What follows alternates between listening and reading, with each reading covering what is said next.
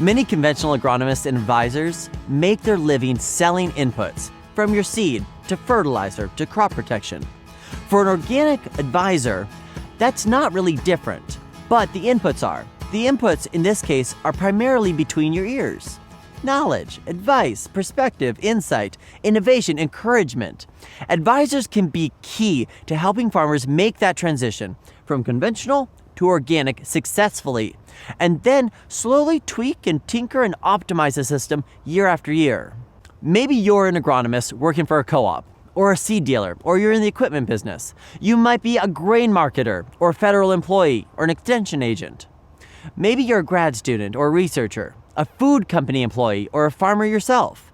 No matter where you're coming from, the models for advising and consulting with organic growers will likely be a little different than what you're used to doing. We're going to cover some of the basic business models for working with organic growers in this lesson. But I want to emphasize that working in organics doesn't necessarily mean that you have all the answers, or that you're a top-down expert who's guiding a farmer every step of the way. You're going to find success as someone who comes alongside a grower or on an organic journey with that grower, helping them think through their operation, asking good questions, and offering support and resources when needed. Alright, so let's talk about some of the models that we've seen in working with transitioning and organic field crop producers. As an organic advisor, whether you're also tied to some kind of sales or not really just influences the type of business relationship that you have with your client. Essentially, it comes down to whether you charge for an input product or you charge for your time.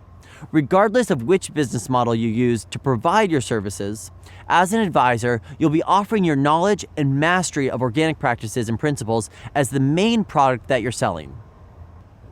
Yes, some input sales are possible. There are good input products out there, but that type of market is still developing and is less robust than its conventional ag counterpart. Organic farmers just buy fewer inputs, often necessitating a different kind of relationship between the agronomist and farmer. Charging for your time, as opposed to selling an input or product, can be a challenging sell for some transitioning or certified organic farmers. This is especially true for farmers who have been in conventional ag a really long time. Farmers have grown accustomed to that free advice they get along with their products, so the idea of paying for it can be a little hard to swallow. Now, we all know this advice isn't actually free. It's paid for within the price of the input product. Some advisors have moved from that hourly fee to a per acre charge to help farmers feel that the way they're being billed makes a little more sense.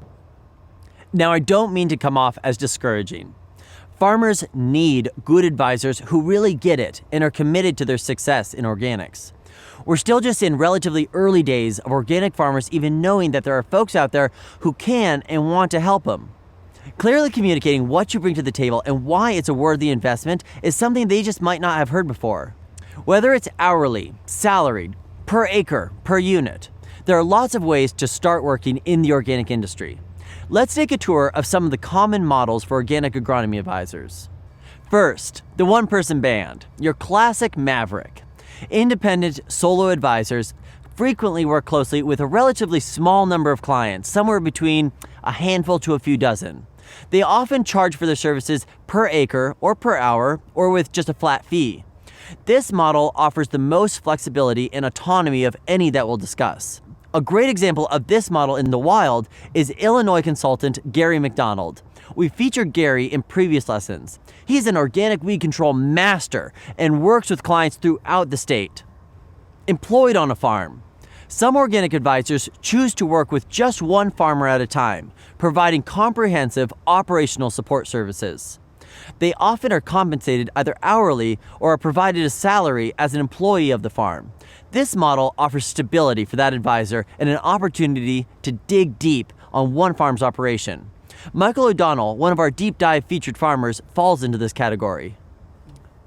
An organic agronomy company. Several organic agronomy companies have started out across the country. These companies are doing the same work as the independent advisor, but under a company brand and with the perks that come along with scaling up. These companies charge for their services in different ways, including hourly, per acre, and flat fee.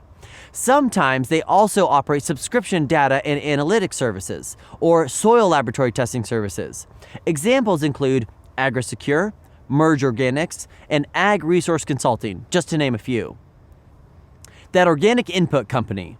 Many companies that sell organic inputs hire agronomists and advisors to provide support to their customers. This is closer to the standard agronomist role in conventional ag. These companies typically don't charge directly for the support of their in-house agronomists. Instead, they offer those agronomists as part of the purchase price for the inputs. Examples would be Midwestern Bioag, Advancing EcoAg, AgriEnergy, and DRAM. Seed companies would also fit into this category. Albert Lee Seed House, Blue River Hybrids, Great Harvest Organics, etc., and etc. And a conventional agronomy company or co-op. In a sign of the times, some conventional companies are beginning to bring in organic expertise in order to serve that growing market. You can be the organic guy or gal at an otherwise conventional ag company or co-op. Corporate hires. Many large food industry corporations maintain an internal staff of agronomists and advisors to support their suppliers.